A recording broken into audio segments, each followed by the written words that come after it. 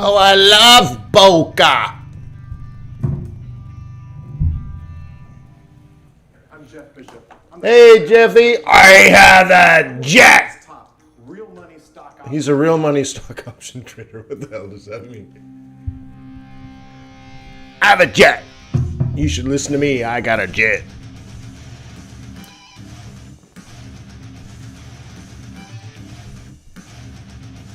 Gotta turn this up.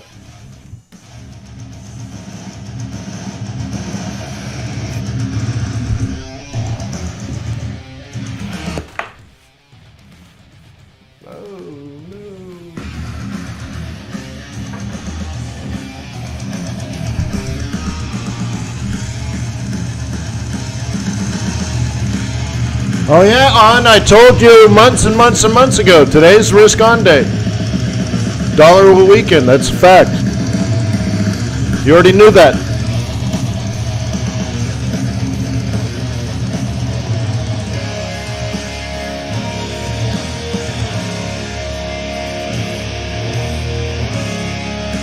No milk, Mikey.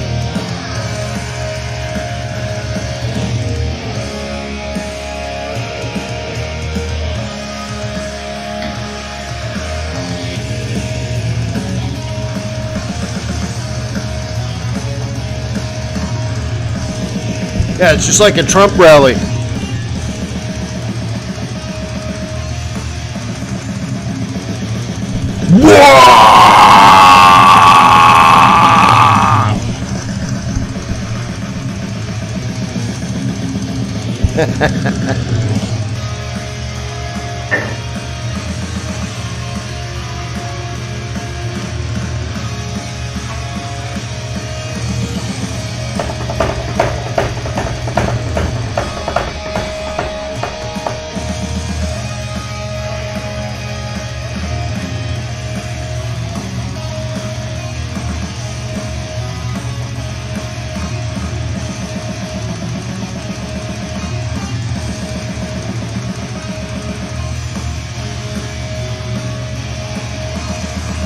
$382 seconds to go.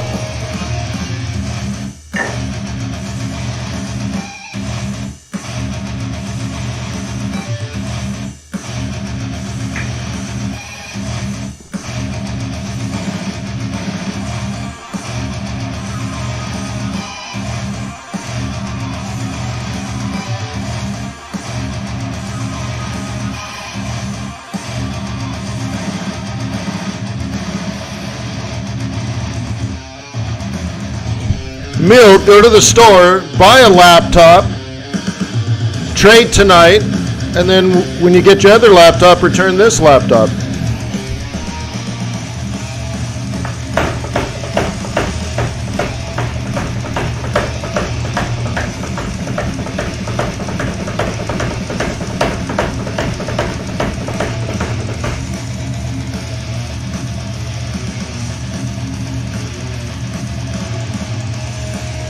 Well, Cave, technically we do both at the same time. What we do is arbitrage.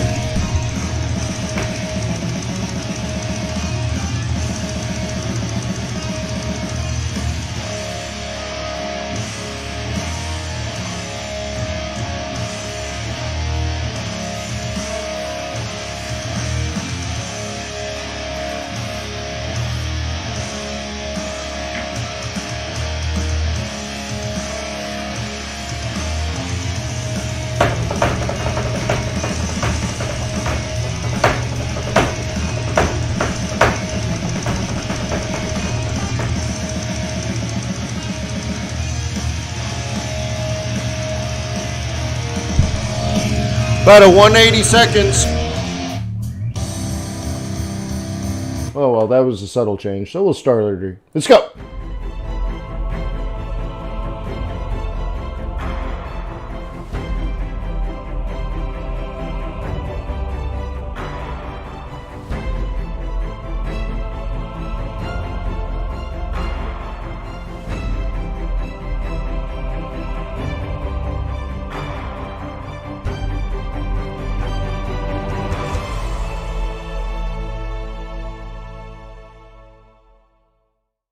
All right, welcome to Forex.Today. Let me remind you that trading is risky, not appropriate for everyone. Your past performance, good or bad, is not necessarily indicative of future results, but please stay small, stay humble, focus on the long term, and never risk money you cannot afford to lose. Ni hao ma!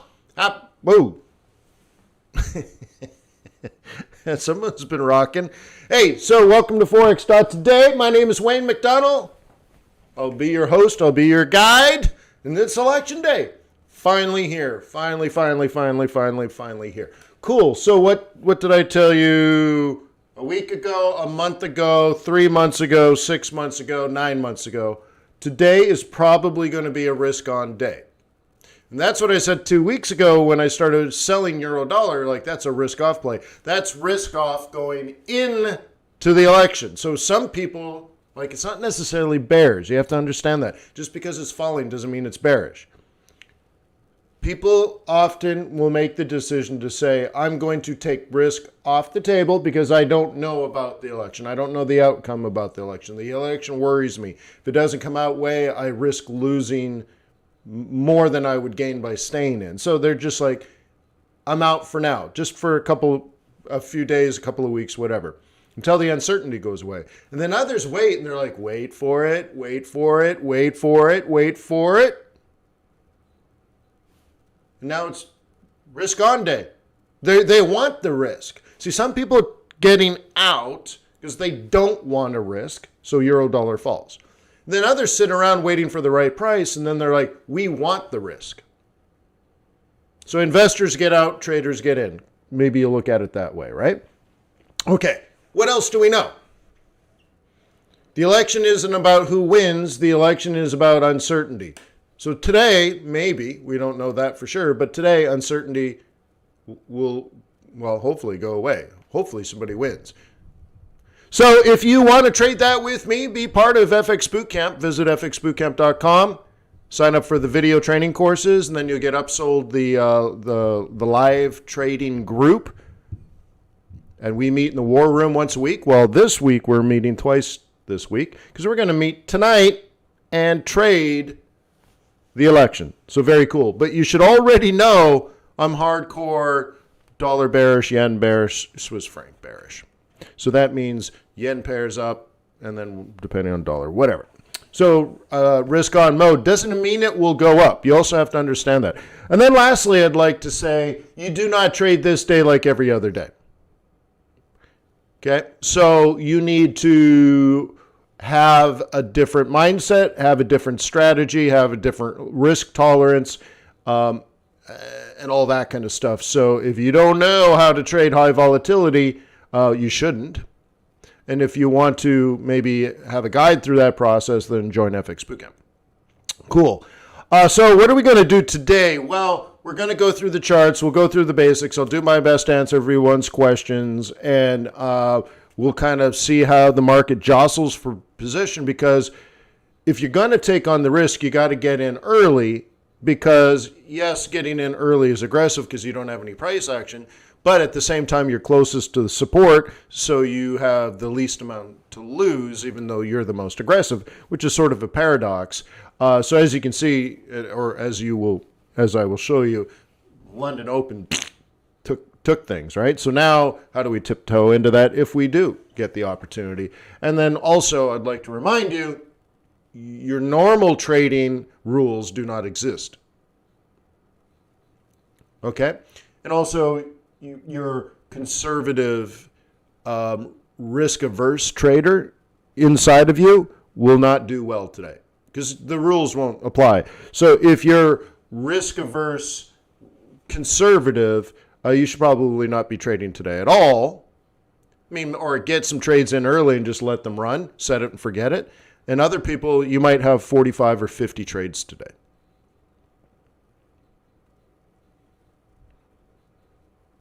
Cool. So ask questions, get involved, take notes, and I'll do my best to set everyone up today. And then, of course, if you want to join tonight, join FX Bootcamp. Okay?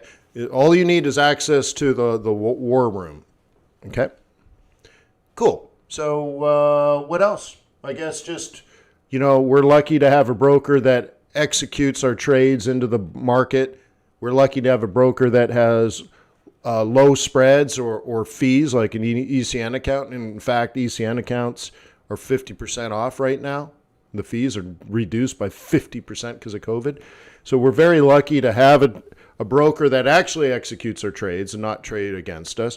We're lucky to have low fees, right? We're lucky to, how do you say it? Like, it's paramount that you trust your broker, and it's amazing how some of the big ones have gone out of business when market conditions went crazy. Well, today, market conditions are likely to get crazy. We don't know how crazy, but that's where the trust is going to be important. So, ultimately, when you think of your broker, not only should they have reasonable fees and actually execute your trades and actually execute them quickly. So today, like, slippage might be an issue. It's not necessarily the broker. Now, it could be, but it's also the market, right? There may not be buyers or sellers. Everyone might be buyers, right? So it'll be difficult. But to know that you have a trading partner that, like, actually wants you to succeed versus just wants you to open a trading account, there's a huge difference there, right? That they recognize the symbiotic relationship. And so to start that relationship, to woo you, to earn your loyalty and respect, Trader's Way is reaching out now through education. And I think that's cool, right? It shows you that for them to truly succeed as a business, they need you to be successful.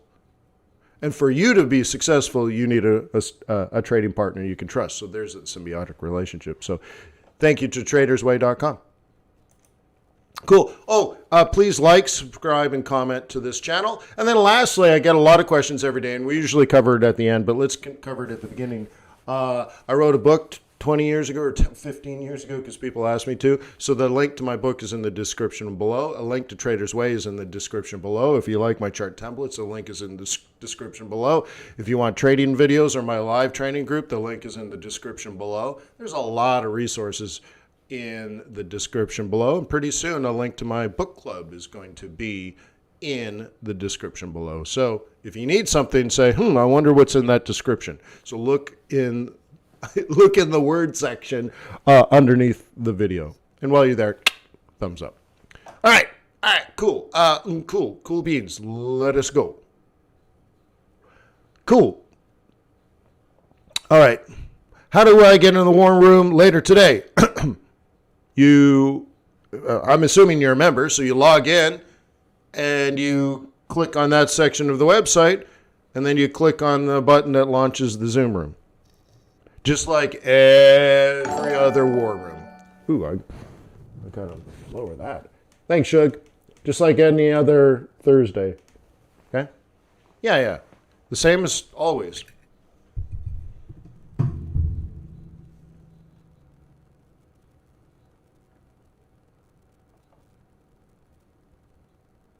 Was that right, Jean-Guy?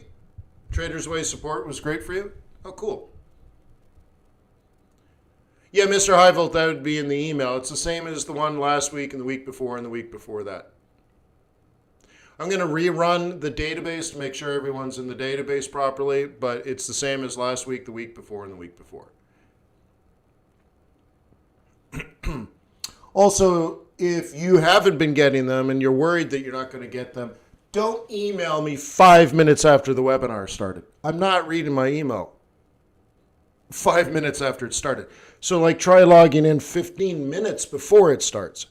Then you're like, I don't know the password, so email me 15 minutes before. Right?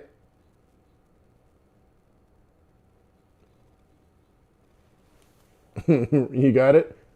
But once it starts, I'm not reading my email. I'm in the middle of a webinar.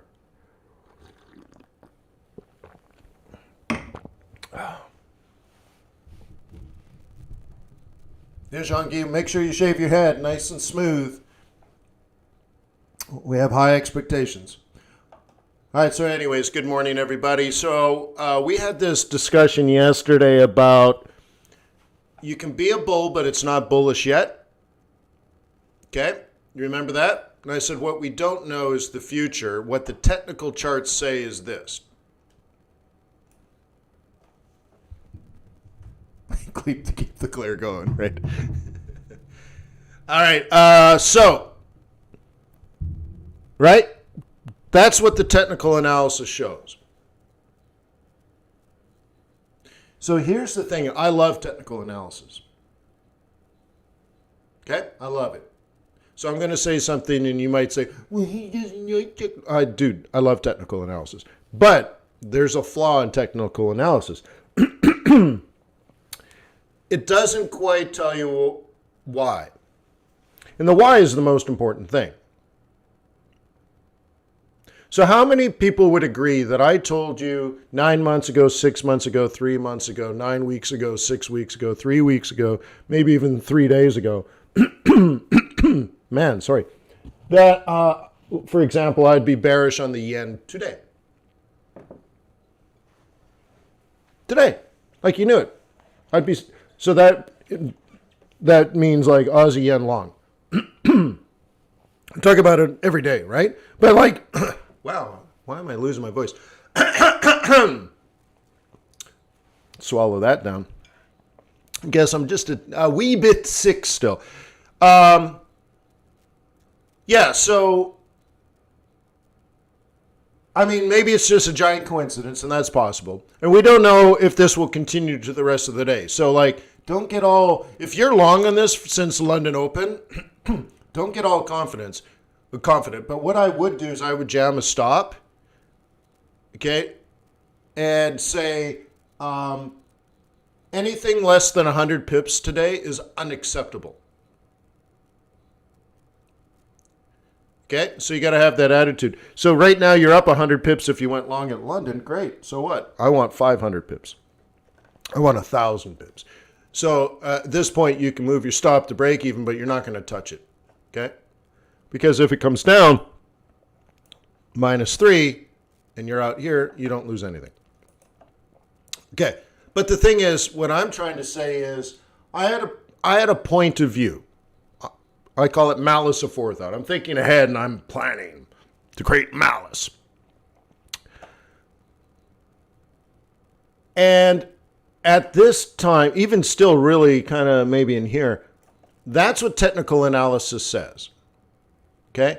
And I have this set bullish, but this is bearish, and we did this yesterday. But we also know that this is the bearish selling zone.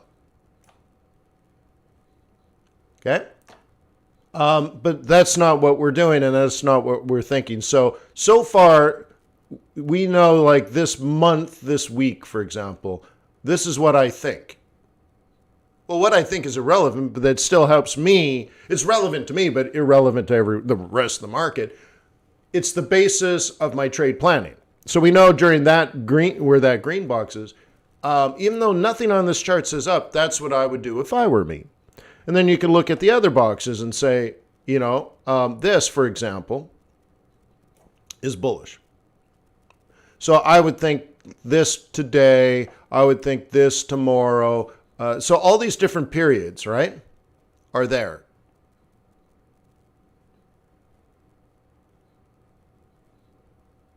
Peccary says, I think you're almost guaranteed to get knocked out. So what? Are you hunting big game or are you still shooting at rabbits? You have to decide, Peccary. Okay?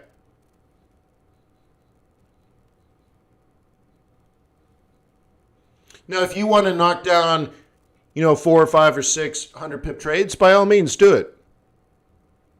But, like, for example, let's talk about the conversation we had last week. Why not go for 10,000 pips today?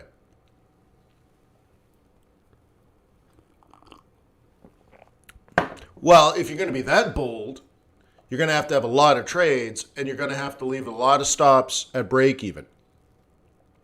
And the reason for that is think about parabolic stop and reverse. It uses volatility to manage risk, and there's going to be a lot of volatility. So if you're just using the math inside of PSAR, okay?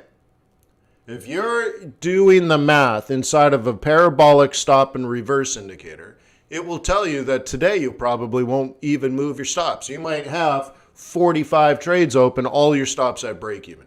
Well, so you're guaranteed to not lose money, but if you get it right, you're going to make a lot of money, or pips, right? So you have to decide, and you have to decide now. Okay? Pure mathematics says it's impossible. So in my advanced professional trading group, there's a trading exam, if you will. And there's dozens and dozens of people in that group.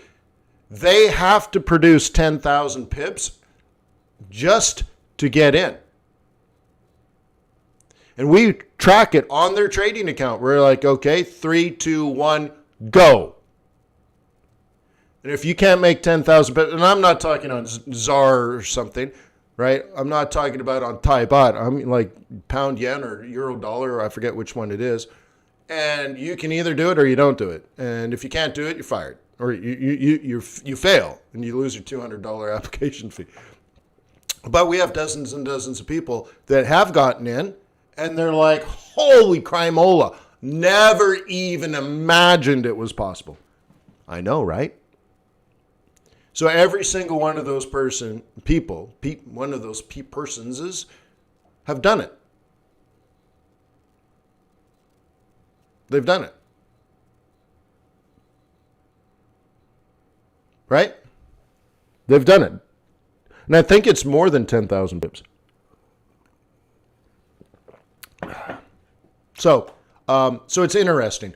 By the way, and let me clarify, let's say you were to make 10,000 pips. And I know I'm not trying to hype this, by the way. I'm not trying to say, look, if you log in with me today and you trade with me, you'll make that. No, by the way, if you think like that, you're a gullible. Olin says it's 19,000 pips. Sorry, guys. 19,000 pips. Okay, but anyways, so I'm not hyping up today's event. Don't think that way, because if you think that way, you're not going to be able to do it. You don't have your head screwed on right. Okay? No, not your 5-year track record. No, that'd be a month. I've made way more than $10,000, 10,000 pips. I've made way more than 10,000 pips in a month. Not every month, obviously, but in the months you're supposed to do it, you got to go for it, right? But anyways, what I'm saying is this week, and in particular today, and I've showed this in the war room with the live group, between now and let's say Christmas. Okay? Starting this week, starting today, the rest of today, tomorrow, the next day, you're shooting for the stars. But it starts today, not today only. But here's how you have, Cave says 19. You have to let your winners run. That's the thing. That's why I was saying to, was it Peccary? I'm like, you need to make a decision today. You're going to make 10 trades times 100 pips, and you come out with 1,000, and you're super happy. Okay? The other way of doing it is make 10 trades and have them go up, 800 pips each. And there's your 8,000. But on top of that, what I'm saying is not just today, you have, let's say 10, and then another 8, and another 3, and another 5, and another 6, and another 4, and another 2. And by the end of by the middle of November, you have 27 trades all at break even. And they're going to be times 800, some are going to be times 500, some are going to be times 300, right? So on and so forth. And you're letting them all run after removing the risk. So you can't have 9 losing trades today, otherwise you're a loser. It's not how it works. 9 losing trades makes you a loser. Makes your pain to gain ratio be too high. Makes your Sharpe ratio suck. So it's not about degenerate gambling. And if you're on your hands and knees today praying to God for your trades to go up, you're not behaving properly. But you enter one, let it run. Enter a second one, let it run. Enter a third one, let it run. Enter a fourth one, let it run. And then maybe this one takes 2 of them out, but then it goes back up, and then goes back up, goes back up. Well, you got still these 2 winners plus your new 2 winners and your third winner, right? Open, open, open. So if at the end of today you have 10 trades open or 35 trades open, you see the attitude here right now? Whether you have 10 open or 35 open, you have 100% margin available, which means you don't have any losers. All your losers today are going to either be like -30 or -3, and you're not carrying any losers beyond that, nor are you going to carry losers overnight. Losers are for losers. Okay? Right? This isn't a strategy like you walk into the gas station and you buy 10,000 lottery tickets. That's not a strategy. That's not how today works. You're going to have to do your job. You're going to have to do it well. You're going to have to push the envelope of your capabilities, but the whole time manage risk. Risk is bad. Losers are unacceptable. And by the way, if you do a decent trade and then it collapses on you and you lose 30 trades or 30 pips, that's not a bad trade. That's what happens when you're volatile. But I don't want you to have 10 trades open and they're all between 30 and 60 and 90 losers. Dude. Okay? So I want to say something pretty clearly here. If you think today is get rich quick, you're going to lose your money. This is about keeping your losers small and letting your winners run. I just told you, 10,000 pips or more, but not today, but starting today. And by the end of the year, yes, maybe you get your first 10,000 pip November. At least November could be 10,000 pips, let's say. But only if you let your winners run, and any losers you pick up today in the volatility are tiny. Well, Pekri, I don't want to say it's the starting of a new portfolio because, again, if you study with me every day or every week, you'll know that there's a kill switch to the portfolio and it's just around the corner. So you're not going to be holding this position for 6 months. Okay? You'll be starting a new portfolio in 6 months. But you will not be in these trades in 6 months. But you will be at the end of November. Okay? So it just, and there's still a lot of variables. Like we don't know if we're going to go all the way to Supreme Court. I honestly think we're going to know. I think someone is easily going to win. Which is weird, but like we knew Hillary lost. Okay? We knew that night. So anyways, so if you're with me tonight, I will go over what we should be trading in certain circumstances. If the other circumstances seem to be occurring, we'll look at those trades and what those currencies, We'll look at risk on. We'll look at emerging markets. We'll look at funding currencies, that kind of stuff. So there could be a lot going on. There could be a giant dipsy-do where everything is long and then everything's short. So if you have an opportunity to make 10,000 pips, is it okay if you break even today? Because there's a giant, a giant rally and a giant collapse, and you get through today with small losses or losing nothing, breaking even on everything, but you have a chance, then you have to make that decision now.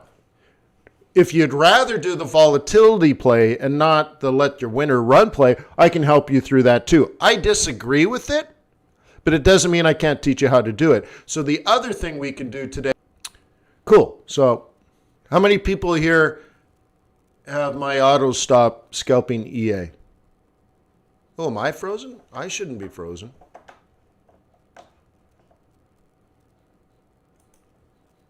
Yeah, I shouldn't be frozen. It's not me.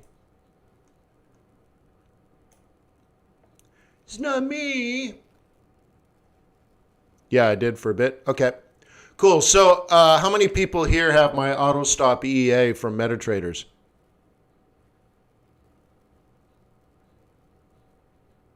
Mr. Flo says, it's me. I'm going to be me. Anyways, okay, well, then I apologize. Okay. Yeah, so that's what you're going to have to use. Or at least that's what I'll show you how to use.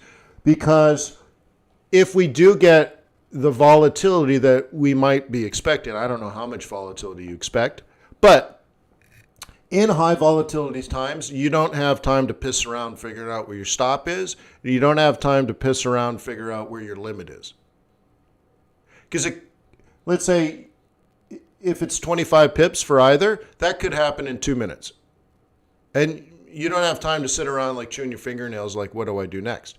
But it's also a good way for all of us to say, I'm in this trade and I'm going to risk 30 and I'm going for 300. That's another way to do it. Now, that's not a scalp, but that's how I like to do it. And then when I can, then I go back and I adjust my stop and my limit later. So I might say, okay, now I can move my stop to break even, but I'm going to add, and I'm going to I don't want 300 pips anymore. I want 800 pips. I want 1,000 pips, whatever. And you can adjust things after the fact.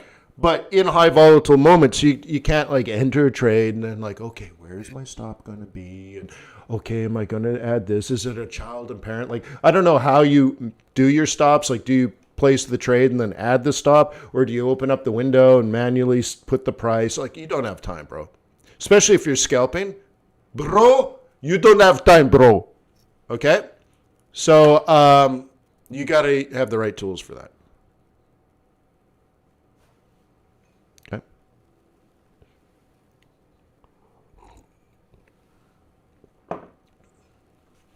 Okay.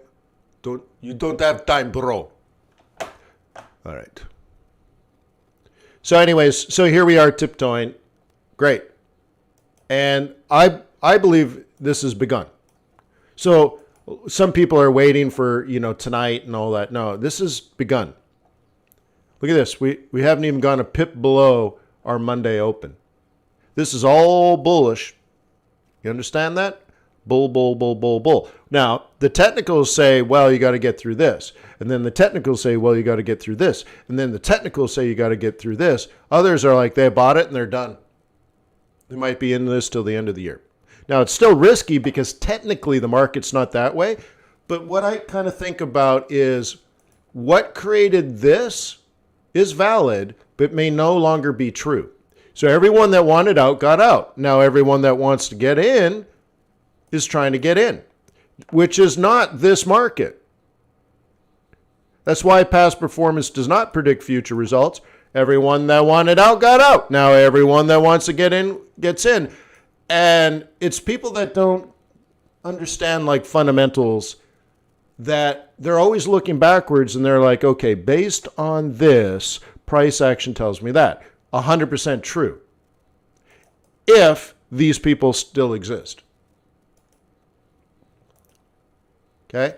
If whoever sold here and whoever sold here and whoever sold here, or say it differently, got out or sold here, what you're saying is, if you look back and say, if these people are still in the market, by the way, they're not in the market if they're bulls, then they're going to sell here, correct? That's what technical analysis tells you. Where it fails is to say, okay, everyone that wanted out is out. They don't want to play anymore. And everyone that has been waiting to get in, which, by the way, if these are bulls exiting, not bears selling, then it's these bulls that are out. So the bulls are going to want to get back in. They just didn't want to be in at a high price.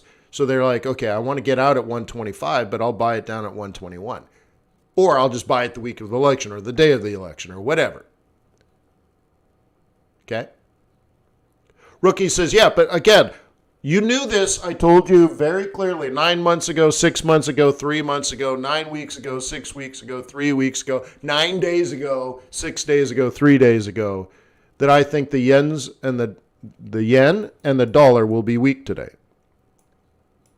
Right? So, we don't know if it'll end weak, but we know the behavioral finance and right going on here.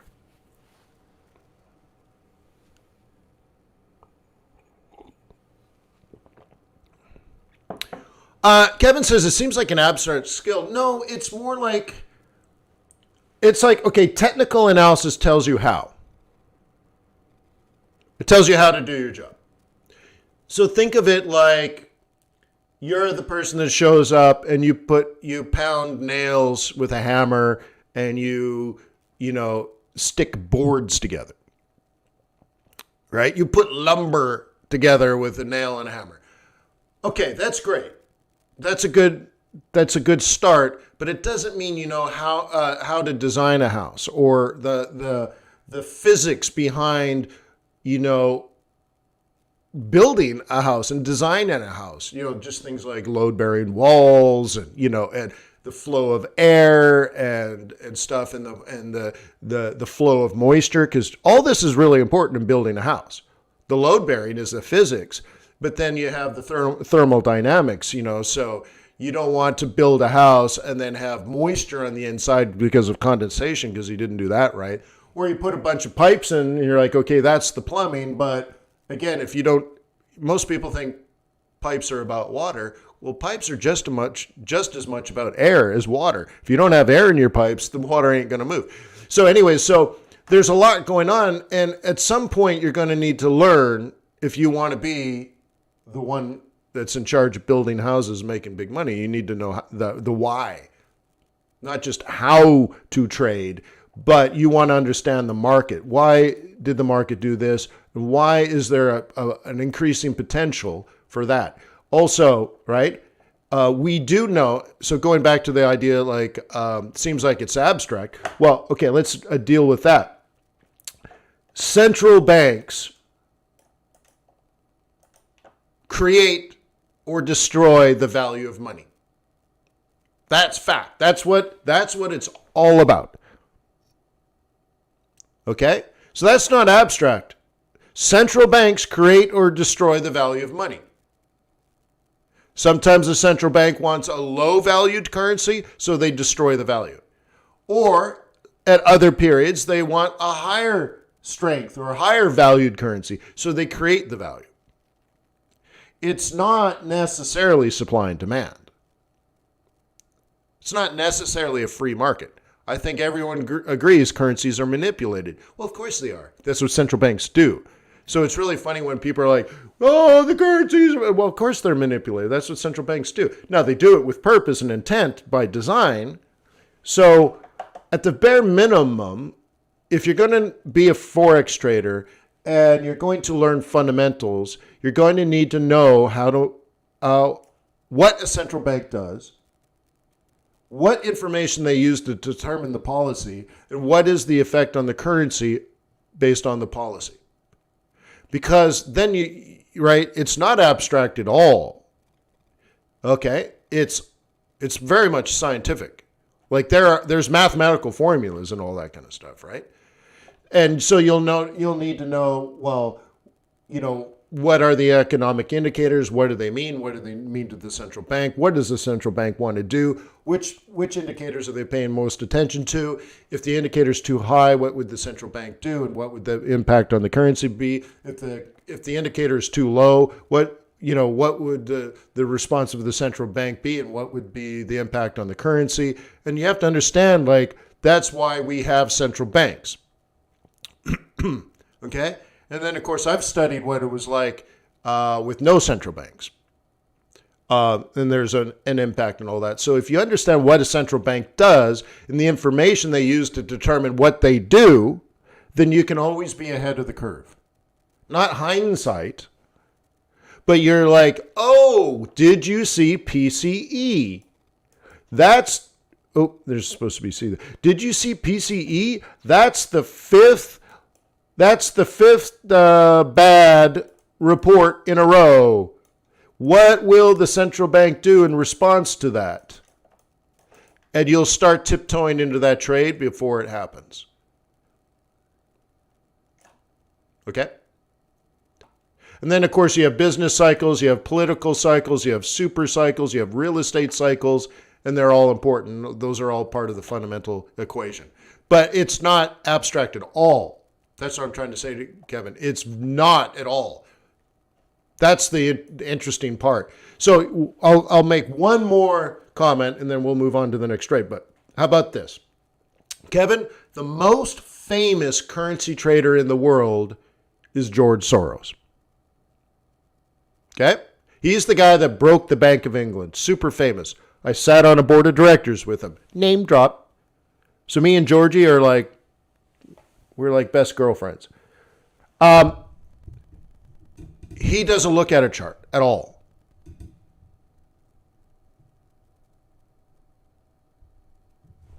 So what does he do? Only fundamentals. Huh. Well, that's interesting. So I'm not against technical analysis, but it's certainly not everything. And if the biggest, most powerful players in our market, whether they're huge hedge funds or commercial banks or central banks and other institutional investors, they may not even look at a currency, at a chart. They may not even consider a chart, like they don't care. Some of them might even be against technical analysis. I'm not. But think of it like, so we're coming in, retail Forex traders come in, and they only want to use technical analysis. And then some of the biggest, if not all the biggest players, they only use fundamentals. I have always recommended for the last 20 years that you have a healthy understanding and skill using both. Okay? Okay? But it's not abstract. Oh, no, oh my God. Right? Unless, I guess, maybe my macroeconomics degree is abstract, but I don't think so, because I can do the math. Anyways. All right, so that's that. So great. Let's first of all take a look at where we are with these guys. So far, okay. This will be heavily impacted by by tonight. Here's another one that'll be heavily influenced by tonight. So we'll have to watch them tonight. Where's our peso? Ooh. That's a quote from the Holy Grail. The castle. Blah.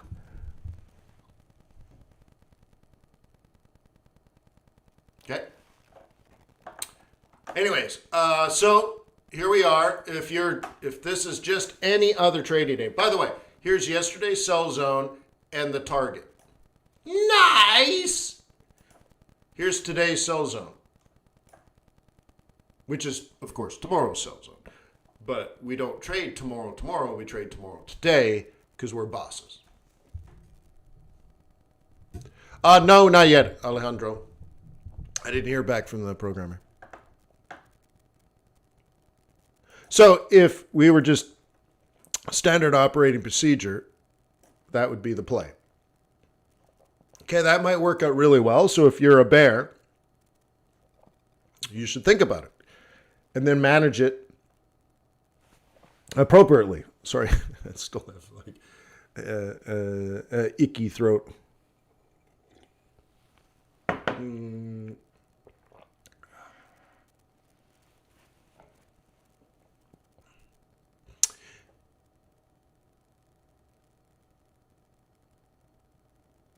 Yeah. Yeah, that's right. Fundamentals help you make a bias, and technicals how to interpret it. Well, not interpret it, actually trade it. So, like, I know, for example, I only sell this. Done. You see how clear that is? So most newer traders, you know, they're master debaters, right? They're like, oh, well, should I buy this? Oh, should I sell this? You know, I'm not. I have clarity with intent. I only sell this. I don't care what else is going on. Look, it's going up. I don't care. Okay? Cool. So I only sell this. Great. So there's no debate there. So that's what fundamentals help you to do, because you understand why. I understand why. Done. The cool thing is my fundamentals, they only change like what, once or twice a year? And even then, it's not necessarily a central bank that's influencing it. It's more of a seasonality issue. It may not be my long-term bias, but it might be bias on market conditions, which means I change my behavior, but not my outlook, which is slightly different, right? So what you don't know with technical analysis is, or how about this? The reason you use technical analysis is to tell you the right price and to tell you the right time. Because that's all there is, right? This is time, this is price. That's the only two things technical analysis help you with. Okay, so I know I only sell this. So technical analysis will say, well, this is a decent price, and these are decent prices, and these are decent prices, and tomorrow these will be decent prices. They don't tell me to do it. So there's another component. What is the right time? So we know the price. What is the right time? Well, that's where things like a double top, okay, with a 5A cross, that might be the right time. Lower low, lower high, this might be the right time, okay? Top of a top of a top, maybe that's the right time. Right? For example, this might be the right time to take tomorrow's trade.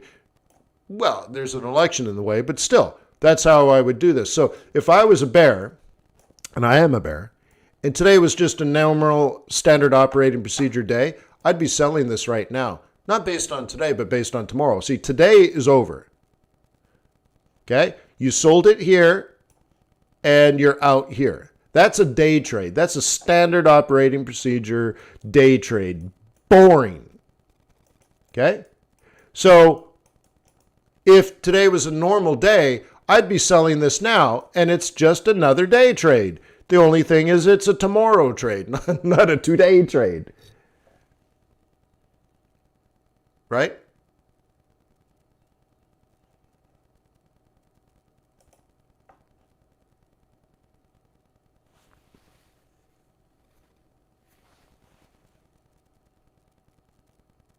Thomas wants to know when we would start selling pound dollar and euro dollar. I'm not planning on doing that today, but it would come down to uncertainty. Okay.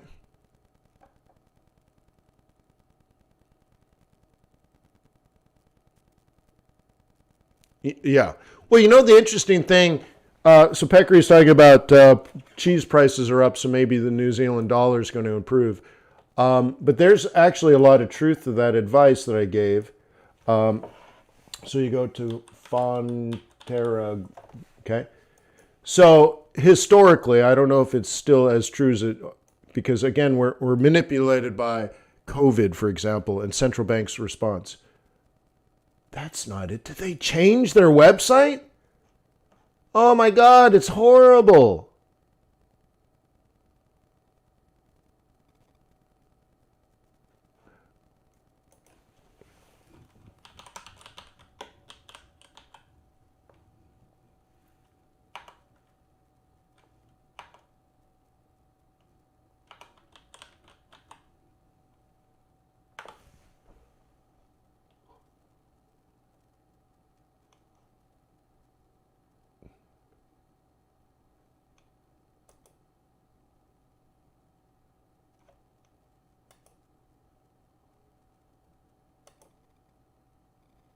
Yeah, it brought up the wrong one. All right.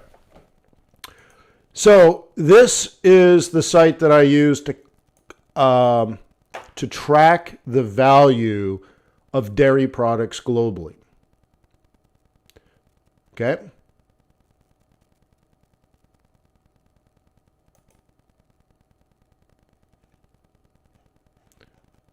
And very often, here we go. There's a high correlation to certain currency prices, one being the New Zealand dollar. Okay, so this is fabulous, right? So demand for butter way up. Lactose way down. Yeah, I get that. But like butter and cheddar. Look at cheddar. Way, way, way, way up. This used to be like 1,800, I think. So look at since August, September, October, November. Wait, no. What is this? Oh, yeah, August. So there's been a steep recovery anyways. Up. So you can track this to potentially the value of the New Zealand dollar, for example. And what we know is this is global demand for a commodity. Maybe you could just look at this, right? It's just a global demand for a commodity. Okay, where are we compared to sort of the historical trend? You know, is it down? No. Is it recovering? Yes. Okay. And what we're interested in is, you know, like this year, is it moving up? Is it going to be up next year? So you could say, well, this is demand for food, really, right? And it's not just cheese and milk, but powdered milk and all this stuff that goes into the manufacturing of food. So if you think about your grocery store and you walk down the cookie aisle, or you walk down the potato chip aisle, or you walk down the whatever aisle, every aisle, there's going to be stuff that has powdered milk in it if it's dry, right? And so it's not just whether you buy cheese or not. Like butter and androgenous fat, that goes like demand for like potato chips, and butter for like demand for bread and demand for pasta. And, you know, all this goes in there. Everything you eat, for example, probably has at least some of these products, likely a mix of these products, right? And so is there a demand? Are people buying food? Is there an increase in demand? Is there an increase in global trade? Like, is China importing more of this stuff because their domestic production is either low or they can't get it fast enough? And that's usually the problem with China. Their supply chain, I mean, there's enough supply, but their supply chain isn't fast enough. They're like, it's just, right? Maybe it meets 95% of their demand, but they just can't get the coal on the train and the train to the city and then off the train and then to the to the power plant fast enough. They can't do it fast enough. So they're supplementing that with Australian coal just to have a different supply chain just to keep up. So whatever. There's multiple reasons, but we need to know, are the buyers there in this market? And then, of course, so you can use this generally speaking and say, what is global trade like right now? Okay. It was way down early in the year and seems to be improving now. Okay, that's cool, right? So we're only tracking this. So down with COVID and up since COVID. But maybe on the, right? We want to see what happens when China comes back online, right?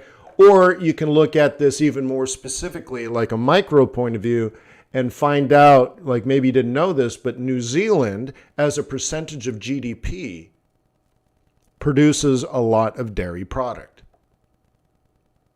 So it's not the total volume that we're interested in, okay? It's the percentage of the economy that's based on this commodity. It's like gold and diamonds for South Africa. It's like gold and iron ore and coal for Australia.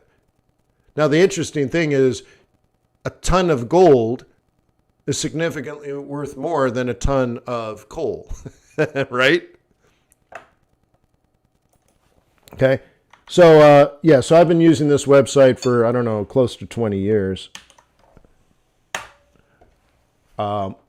And so whatever. So use it the way you want, right? So anyways, right? Use it the way you want. But if you knew, for example, and so you have to subscribe for historical data, but if you knew this used to be 1,800 and now it's 3,100, and in fact, when I read the report, it was only 2,800. So the price has gone up. And of course, there's only two things that could be going on: low supply. And let me tell you, cows don't say, oh, COVID? Well, forget it then. I ain't going to work, right? So supply should be there, but is there demand? Is it a demand issue? And of course, if there's a demand issue, you're bullish on macroeconomic expansion globally.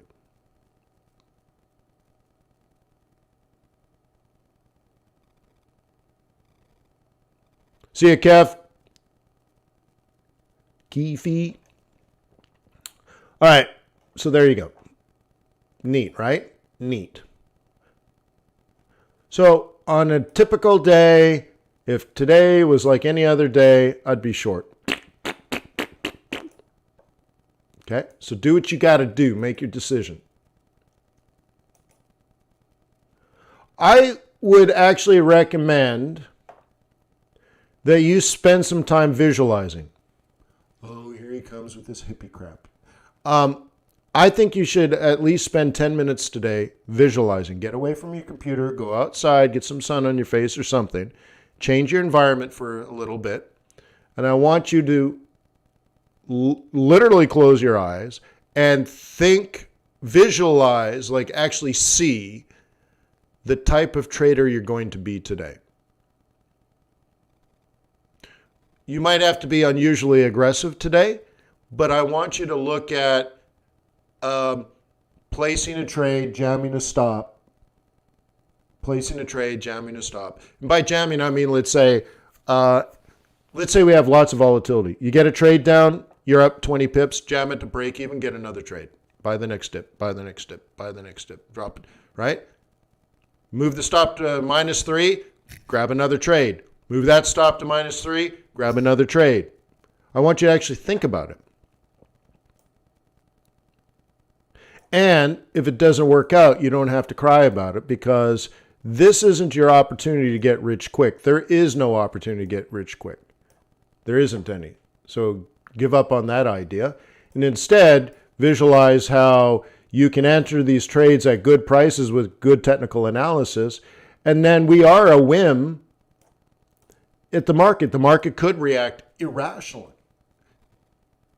Or we may get a different result than we expected.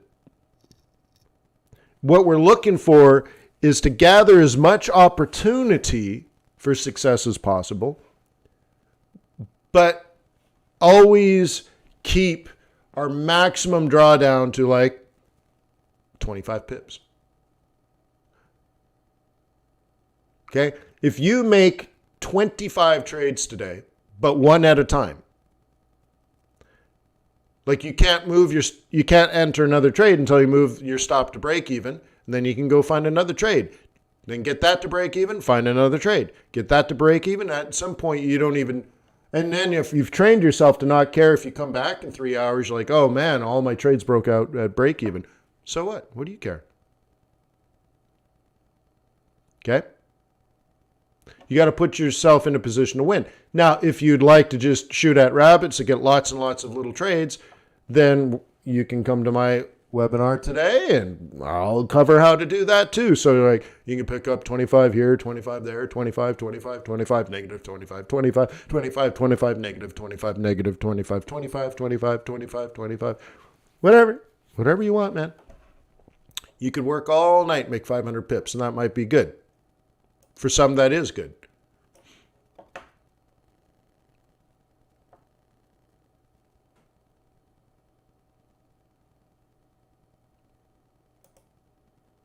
Well, Alex, when I talked about, so Alex says, hey, central banks were net sellers of gold for the first time. What do I think about that? Well, I explained that multiple times using the Reserve Bank of India and their accumulation of foreign currency and precious metals. And I explained why. And of course, so if now they're doing the opposite, maybe they're interested in having the opposite impact on their currency.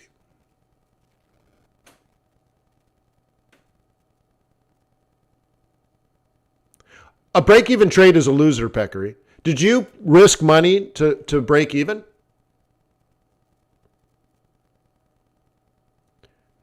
You're going to make $1 million investment, and then what? You hope to get your money back? That's a failed investment because you didn't get compensated for your risk. Okay? So I want to document all my trades that are losers. Okay? And if it's not like 100 pips, it's a loser.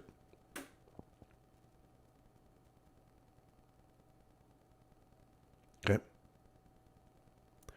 Why dairy and New Zealand dollar? Like I had just mentioned, the percentage of GDP related to that commodity in New Zealand is higher than most.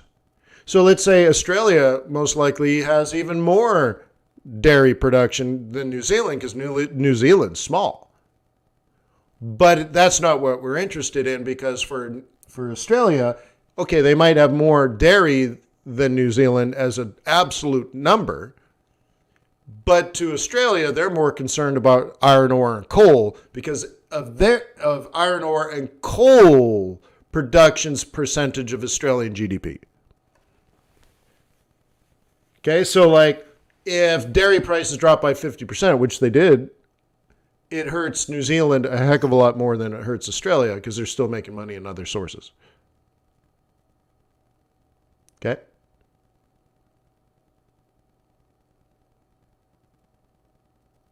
Okay, well, Harrison, no. No, and I don't mean to do that, Harrison. No, I don't. And I've never done it in my entire life, Harrison. So, no, what I'm saying is I'm asking people to make a decision mentally and emotionally now for the type of trading that you want to do. So the other way of doing it, of course, well, here's the big message, okay, Harrison? Here's the big message that I'm trying to get across. First of all, have a plan before you show up. What is it that you intend to do with the high volatility? Okay? The second thing is I will have to help you decide what currency pairs are most applicable in the certain market conditions and all that kind of stuff. And your choice tonight will be let your winners run, okay? Or, which is more of an investment play. Let's think of it that way, okay? And then the second choice you would have is whether you're taking the shorter term profits. You're buying low and exiting it higher. So it's not necessarily the number of trades, but we've deferred. How about this, Harrison? We've deferred all our August and September and October trades. Oh yeah, I don't make money if you make 2 trades or 25 trades. That doesn't. I'm not an affiliate. Yeah, I don't get referral fees. That's not what I do. But my point here is you must have intent clearly established in your mind. And your intent would be let all your winners run, which means if you get all your trades break even today because they run and then the market collapses because of the uncertain outcome, then you have to be emotionally uncomfortable. You have to be emotionally comfortable with that. Some people get very upset. We're like, I had 20 trades and then I broke even on all of them. Well, yeah, but you need to make that decision now. Like now. Make the decision now and not in the emotion of the moment. Prepare.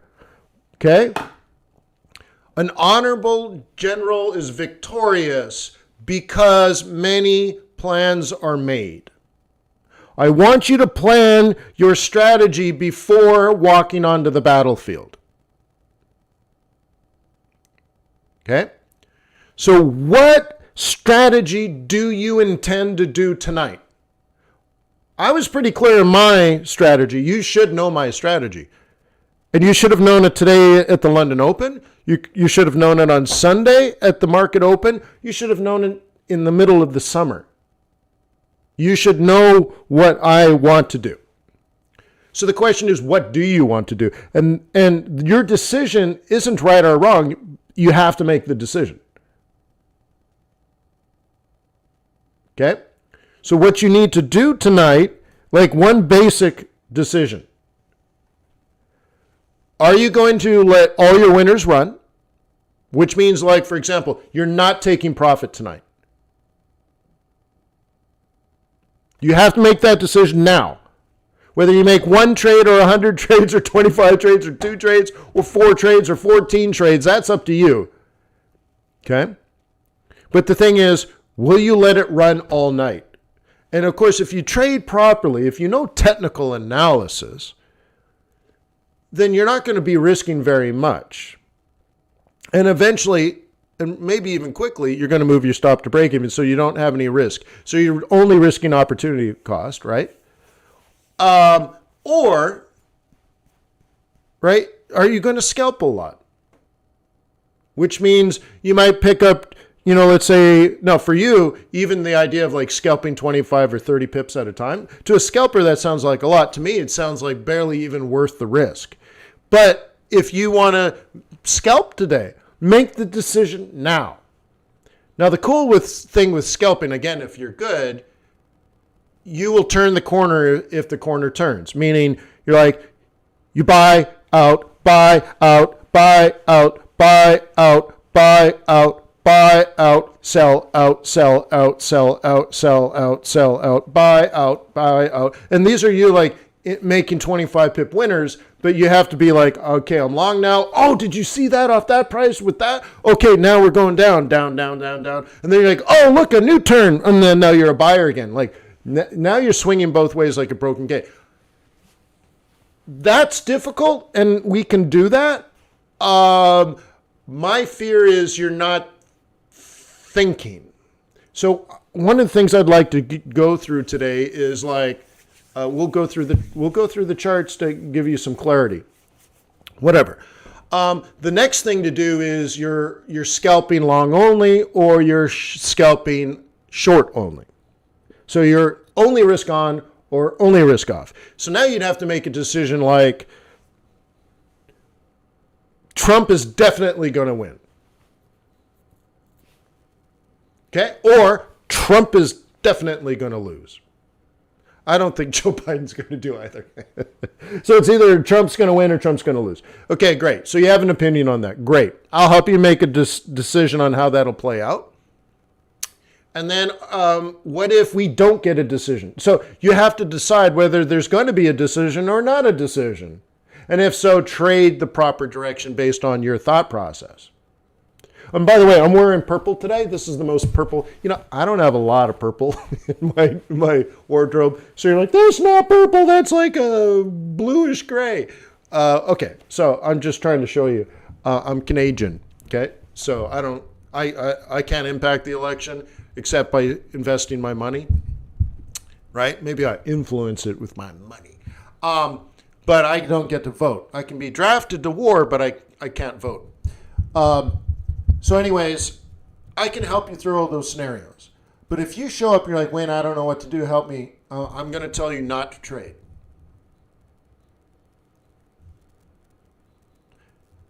So I hope you take me up on this and you spend 10 minutes outside or change your environment. Get out of your chair, go to a different room, go to a different place, but sit somewhere, close your eyes, and I actually want you to visualize. So see a chart.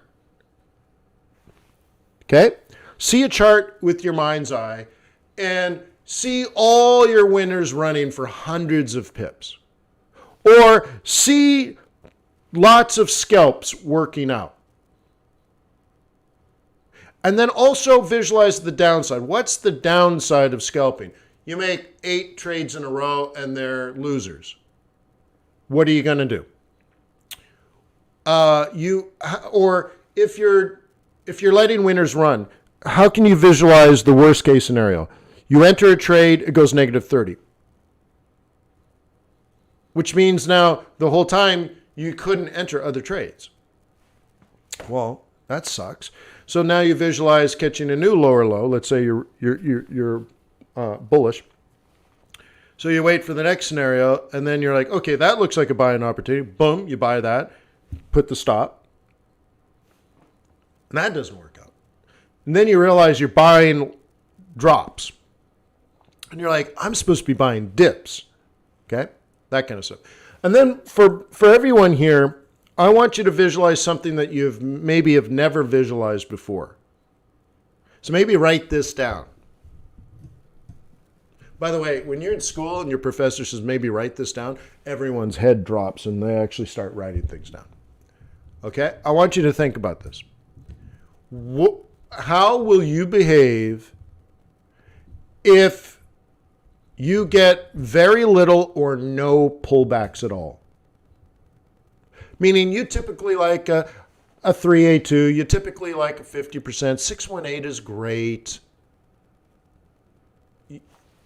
but it doesn't happen. You just don't get pullbacks. What if it's just up, up, up, down, up, up, up, up, down, up, up, up, up, down, up, up, up? I want you to think about that. Or you typically make your decisions on an hourly chart or a 15-minute chart. What do you do if it just, on those charts, just does not come back? What time frame are you going to look at? Now, we still know if you're a bull or a bear. You still know your pivots. They may not be reliable. You still know your Fibonacci retracements. They may be irreliable or unreliable. And you typically use a 15-minute and a 1 hour and a 4 hour. They may be unreliable today.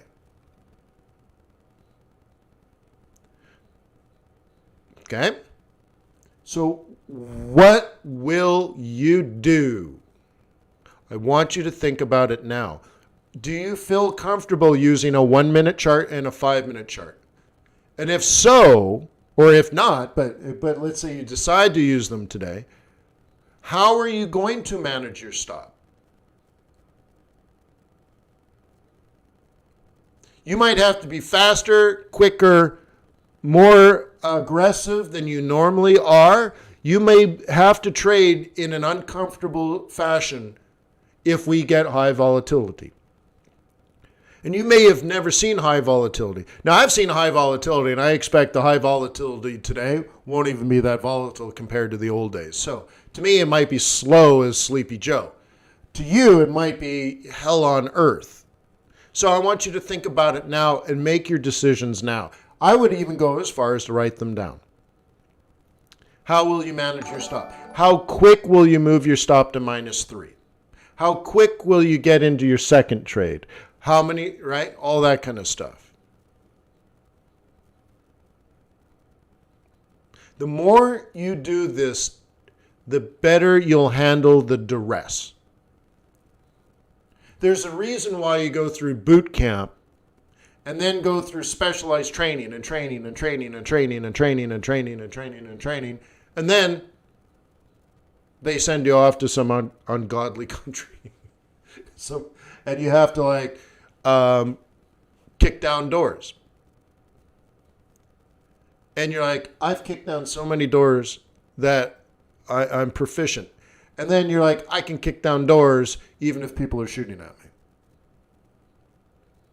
And I remember here one story on NPR, actually. He was being interviewed. He was served in Iraq in one of the Iraq wars. And he was just so calm about it. And they talked about a time when they were ambushed. And so he pulled into a corner, an intersection in Baghdad. And on 4 corners, they had sandbagged up on the second story and first story, and they had AK-47s and all these different things. And they were totally ambushed, right? And he said, well, ma'am, we got out of the Humvee. I took a knee, and I removed all the threats. He said the firefight lasted about 8 seconds. So the four of us got out of the Humvee and we removed the threat and we got back in the Humvee. And she's like, but it was the four of you against 16 people. And he's like, ma'am, I've spent years putting ammunition into targets and I'm very good at it. And I was just stunned by how calm and quiet he was. He wasn't bragging or anything. He was, and it was just shocking to hear this on NPR because they're like, oh my God, right? But the point was he was so well trained that even when you're in a situation of duress, you go into almost subconscious mode, or maybe you've trained yourself to not go into subconscious mode. But there's this idea that you carry through. Okay? You carry through. You do what you're supposed to do, even if your mind shuts down. You still do it. And you still do it right. Okay? And so the training and the thought process, and I think the visualization is very important. Another example is the Blue Angels, and it's the military precision flying team, right? They get together before every show. They sit in a conference room around a conference table, and they got their watches, beautiful Rolexes like this. And they and the lead calls out the time, and everyone else has their eyes closed, and they fly. And you can see them moving the stick. You can see them stepping on the pedals, and they're flying. And 3, 2, 1, turn. Okay, steady, steady. Bring it through in 3, 2, 1, right? And they're all doing this, and they're flying. They can do the entire air show to the millisecond in the boardroom. They do it visually with their eyes, and because then when they're out there flying, it's the same thing. So I'll do another example. My son was in Science Olympiad when he was tiny. I don't know. He was probably 9 or something. It was first time, right? And he was on a team with another boy, and their job was to build bridges out of straws, engineered, right? And so before they went in to compete at their first regional local conference against 8 other schools or something, I sat the 2 boys down. This is just minutes before going in. I said, okay, are you guys nervous? And they're like, oh, we don't know what to expect. And I'm like, okay, you know how to build bridges. You don't know what the room's going to be like. You don't know what the people are going to be like. But you know how to build your bridge. So I said, let's go through together. And I sat the boys down. I said, close your eyes. And I said, okay, you're at the table. You got your straws. You got your 100 straws. You got your meter of tape. Okay, who does what first? My son says, well, I grabbed these straws. And the other guy says, well, I grabbed those straws. Okay, so what are you building? And right, well, I'm going to do this. So, all right. And then who's doing the other thing? Okay, well, he's doing this. Okay, great. So you're building this. So you're doing your straight lines. You're doing your cross beams. Okay, great. So now how many cross beams are there? Well, there's 12 cross beams. Great. And what about your struts? How many struts are there going to be? Okay, great. And then, why does the arc work? Oh, well, it builds tension. Great. So we're building tension. So we go through this whole process and they build the whole thing in their mind, and they went on to become state champions. They beat the regional people. They beat their super regional people. And then they went to Georgia Tech University and beat everybody in the entire state. Not bad for being 9. I mean, beating older kids too. Right? And it's the visualization of the preparation, because there are going to be variables that you're not ready for. So you need to know how to handle those variables now. So when you walk in tonight, maybe it's calm and boring, and it could happen. I think we'll get a move, but it could be calm and boring, and it could be straight up, straight down. There's a lot of things that could happen. But what are you, not just sort of, what are you prepared for? Are you prepared to do well? Well, what does that mean? Are you prepared to let all your winners run? Well, what's the consequence of that? All your trades break even today. Are you emotionally acceptant of that? Are you going to beat yourself down and feel like you're a loser? Or was it simply the market conditions? Okay? Are you a loser if you enter good trades in the direction of your bias with the proper technical analysis to confirm, and at the end of the night, all of them break even? Are you a loser? Well, the market conditions change, not you. Okay? That kind of thing. So, are you going to scalp? Are you going to buy low, exit high? Buy low, exit high. Is that what you want to do? The number of pips will be irrelevant. The number of trades will be irrelevant. How will you manage your stops? And how will you know to go from bullish to bearish if you plan on doing that? Well, if you don't plan on doing that, are you going to be trying to be risk on only or risk off? Okay? So once again, it's not even just the thought process of how you're going to behave, but how will you deal with the emotion side of what you're doing? Okay? Can you just kick down the door and take out the bad guys and say, well, that and that was that? You can handle yourself under the fear. You can handle yourself under the unknown. You can make decisions like good guy, right? Non-combatant, non-combatant, non-combatant, non-combatant, combatant. And you put the ammo in the right person. Can you behave under all of that stress and all of that adrenaline and dopamine and everything else that's going into you to keep yourself, it's so much information to process. It's hard to even just stay, right? Woke, for lack of a better word. So what can you do now so that you're absolutely intellectually, emotionally prepared? And even because your mind doesn't know the difference between your vision, which you're in your meditation today where you sit and focus, not about floating through a golden triangle, but instead visualizing the type of trading you're going to do today. Then you will be prepared in the moment, and you'll know when you're right and how to behave, and you'll know when you're wrong and stop behaving. And every single successful, all-time greatest athlete in any sport does this. I don't think there's any athlete that's considered the greatest to ever play their game that didn't visualize. Okay? They always say Wayne Gretzky didn't pass the puck to where his teammates were. He passed the puck to where they were going to be, which means, and by the way, Wayne Gretzky was super famous. He would take the puck and he'd go behind his own net and he would just stand there. And all the players going this way and that way and that way. And you'd just see it. Sometimes he'd be there for a minute. You're like, dude, go.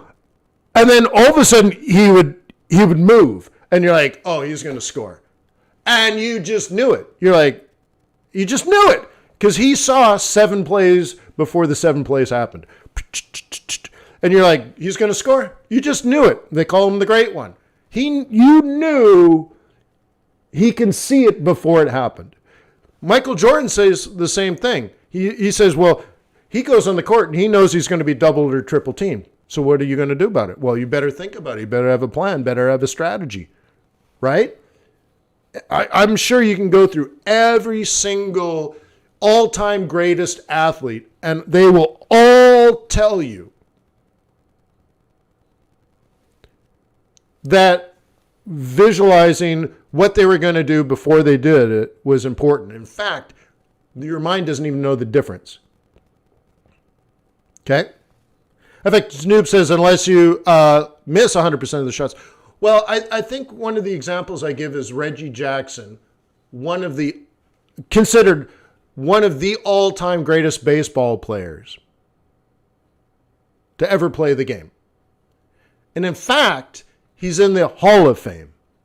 Do you know the record he holds? He's in the Hall of Fame, praised for decades after he played as one of the best players to ever play the game. Do you know what his record is? He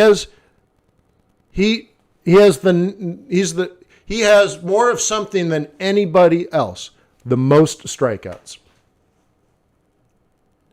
Reggie Jackson has more strikeouts as a baseball player than any other professional to ever play the game in America. Maybe in Cuba, maybe in Dominican Republic, maybe in Japan. I don't know.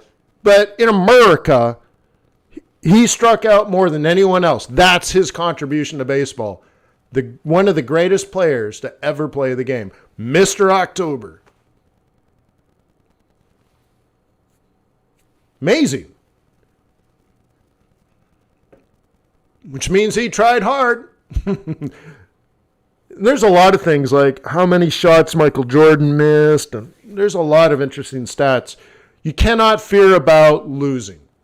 Winners fear of losing, so what they do is they practice, they focus, they meditate, they prepare, they have strategies, they have counter strategies, but they don't show up and wing it like, well, we're the Bulls, we're pretty good.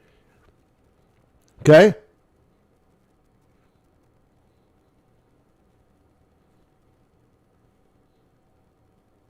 Okay? So now, what are we doing? You're going up against a test. Tonight is real. You might on your demo account be saying, oh, well, I've been playing here. I've been doing this. I've been doing that. You need to girl up today.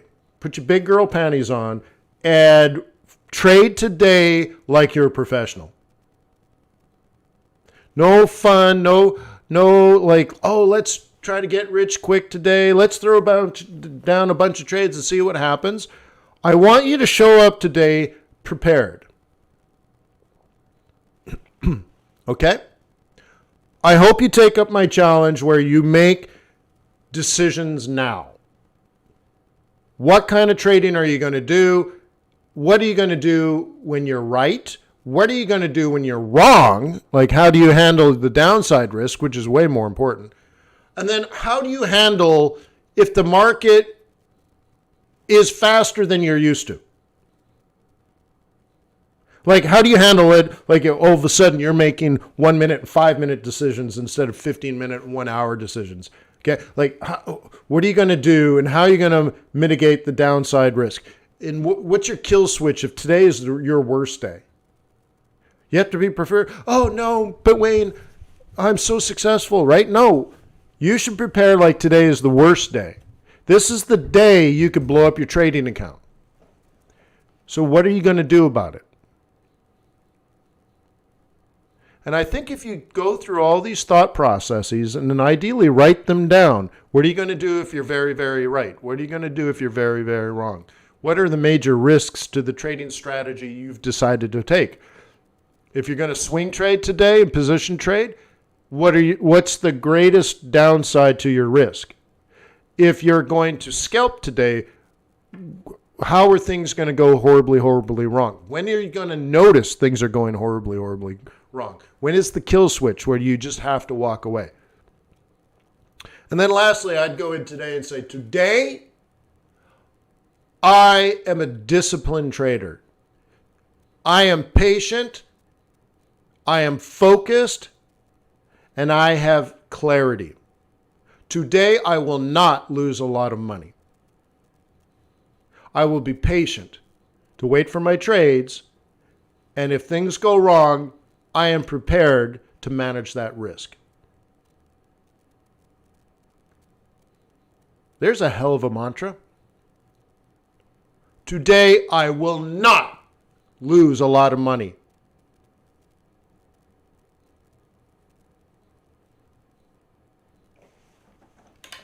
Okay? Pretty cool mantra, huh?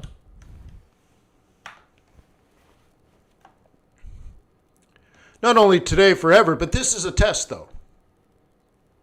Okay? This will be a test. You either got it or you don't. Are you disciplined? Yeah, I'm interested. Wayne, where's the next trade? What are we doing today, Wayne? I'm disciplined. Did you do the work? No, I didn't do the work. I'm busy. Right?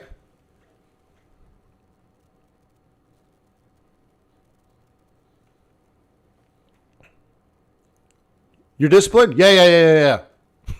yeah. Let's go. Yeah, I'm disciplined. Yeah, are you patient? Oh, super. Let's go. Okay, so I hope you take me up on some of these, right? And I hope you take it seriously. And I hope you destroy the get-rich-quick monster, the beast that still might reside inside of you. You must destroy it. Okay?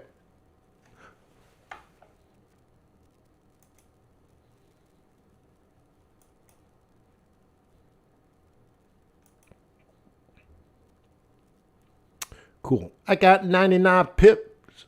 Right? I got 99 problems, but a pip ain't one.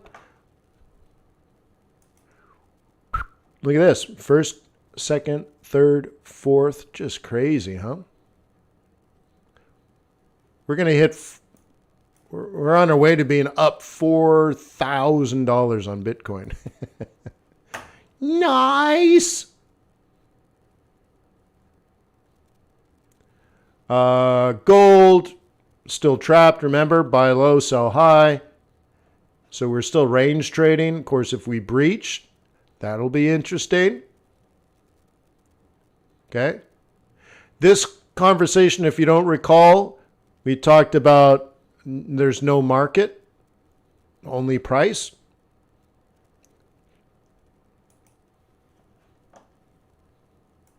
Okay. So that's where your oscillators are going to come in handy. So that gold could be interesting today. I think tonight we're going to do a lot of Swissy trading, although not as much as I would typically have done. Look at Euro Swissy off the M2. Just sweet. But again, technicals tell you that this is still very bearish. But we're not trading technicals today per se. Okay. Now, this is what technicals tell me. But don't be surprised if we're up here. Okay? You understand that?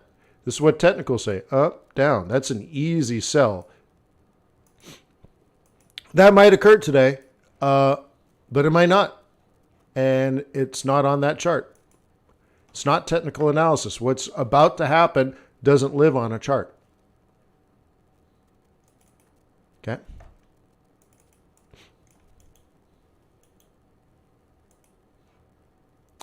So this is lagging, but once again, I have it sort of set up more range bound than anything.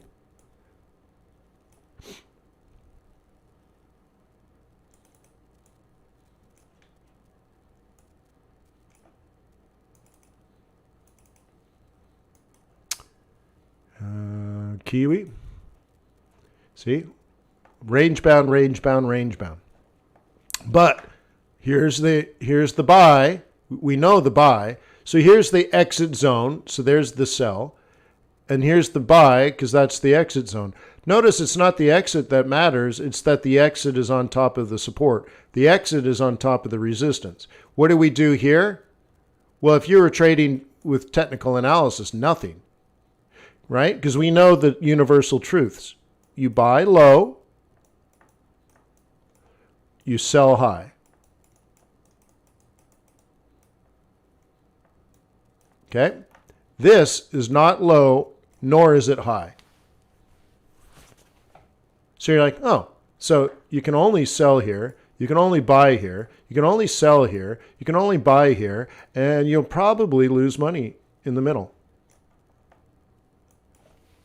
Okay? So you're either a bull, or you're a bear, or you're a pig.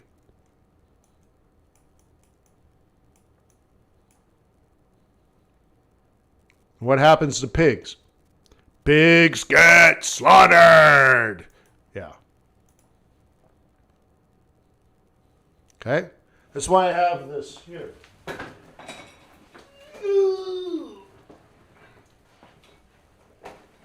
Maida inspired me. Maida would bring masks to the meetings. Maida's just so awesome. And then I'm like, I got to have a mask too. So here's the pig. Look, he was actually slaughtered. Look, they cut his head off. It's all bloody. He's like, oh, I'm a pig. I trade in the middle.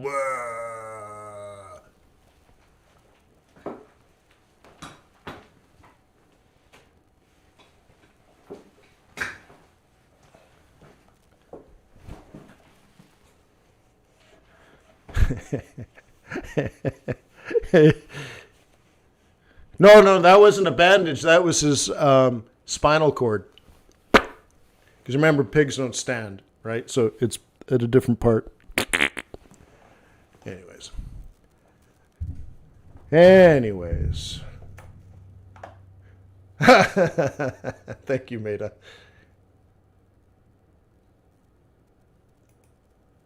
All right.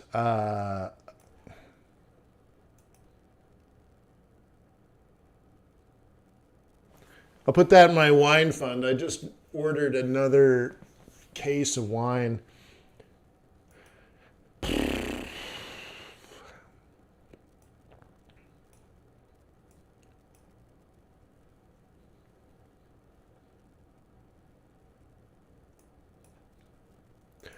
What do I want to do now? I don't know. I think it's just time to prepare.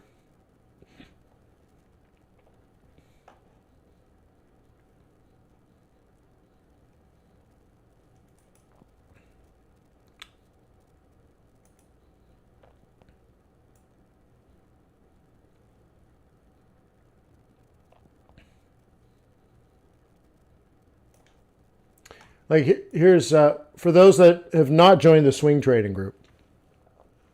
I recommend you join the swing trading group.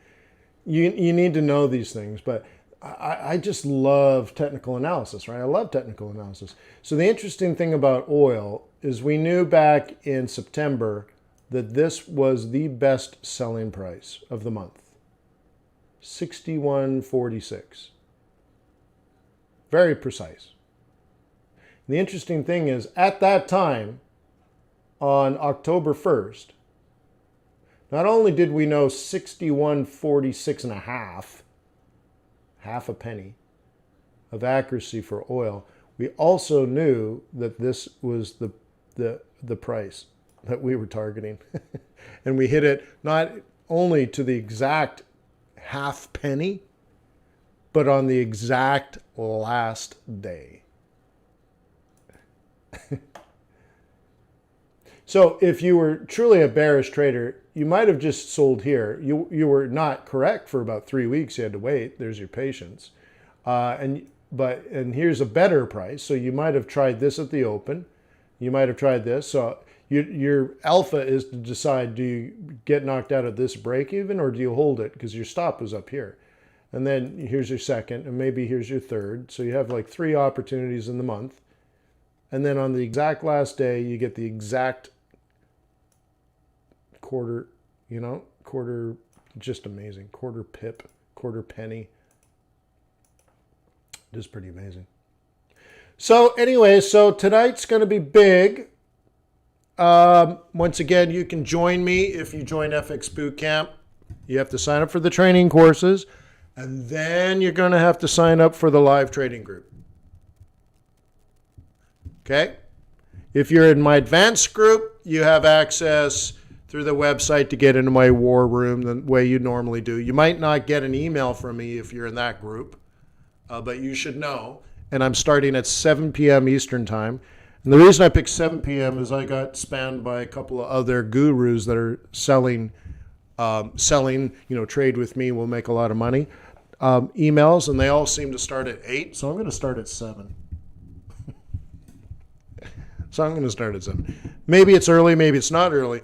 But if it's early, we have a lot to discuss. I think that'll be interesting, like what currency pairs, what time frames, what outcomes, what does it mean. Plus, I'll have my TVs on and all that kind of stuff. Okay?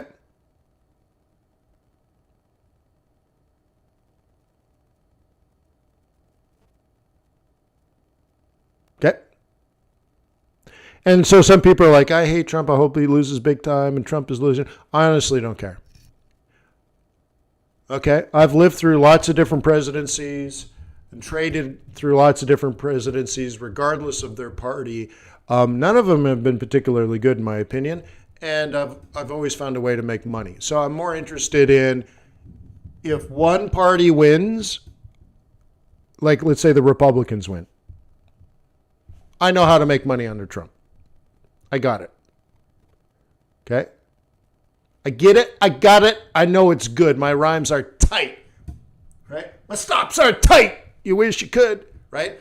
And then if the Democrats win, as a small business owner and as a small trading firm, it's not good for me. Okay? I understand that. But I know how to make money under that. Okay? So we're not talking about politics tonight. I'm Canadian, so either way. Okay? So I will. Do you think the standing on? No, I don't think so, Maida. Okay? No, I don't think so. Because there's going to be something either way, right? So, right. So we will not be political. Okay? We will not talk about good, bad, and the ugly.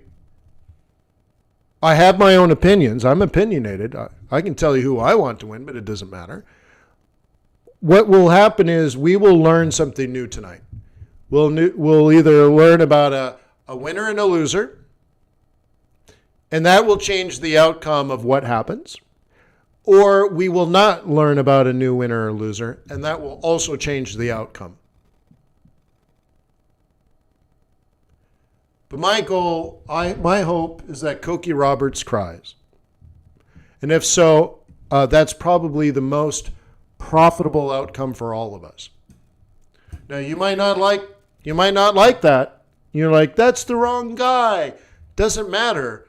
That's the one that we will make the most money on, in my opinion. And if you don't know who Cokie Roberts is or what would make her cry, then maybe you should become a member and hang out with us tonight. How many people are going to join me for this tonight? Where are my boot campers?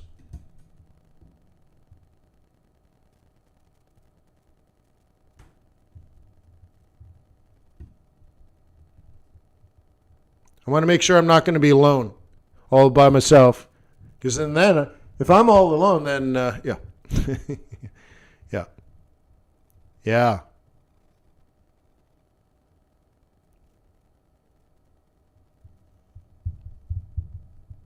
Right on.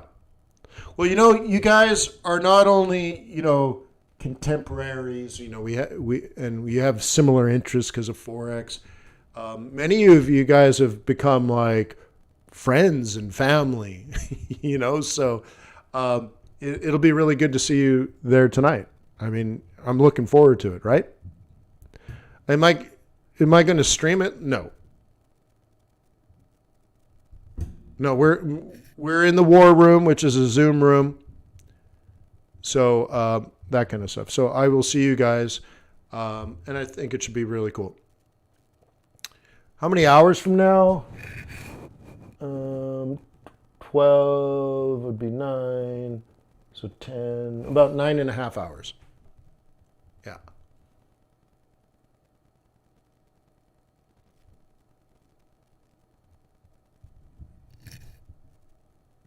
Okay. Not a member. That's okay. You're not required to take an exam for the FX boot camp. The exam is for the professional track. But if you're joining FX boot camp, all you need is money. Now, I hope you have a ridiculous, sickening work ethic and half a brain, but you could be, you could have only less than half a brain, and you could be a sloth, but you're welcome to join.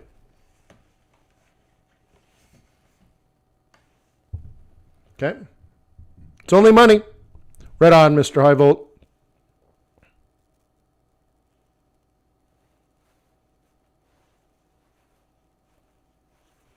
So I don't know what else to discuss today. We kind of looked at a little of everything. So I hope you guys have stories of your meditation today. I'd like to know when we meet in 9.5 hours whether you took me up on that. And I think for those that choose to be the Wayne Gretzky of Forex or the Michael Jordan of Forex, that you agree with like Sun Tzu again, who says the victorious general, the honorable general, how about this? I think it's the honorable general is victorious because many plans were made.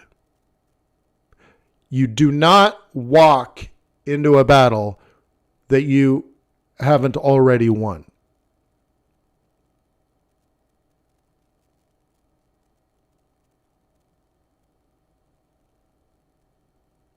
Okay? So peace on earth. May the pips be with you. May your profits be above average.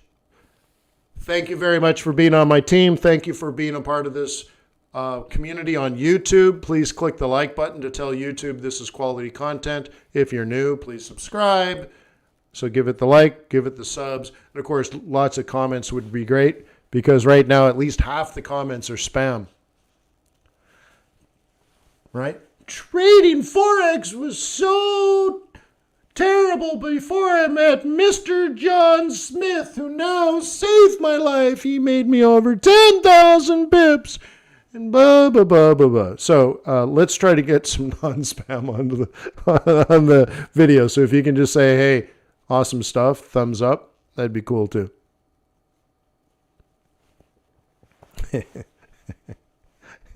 I have a jet. Yeah. So anyways, thanks guys. And I'll see you later tonight or I'll see you tomorrow.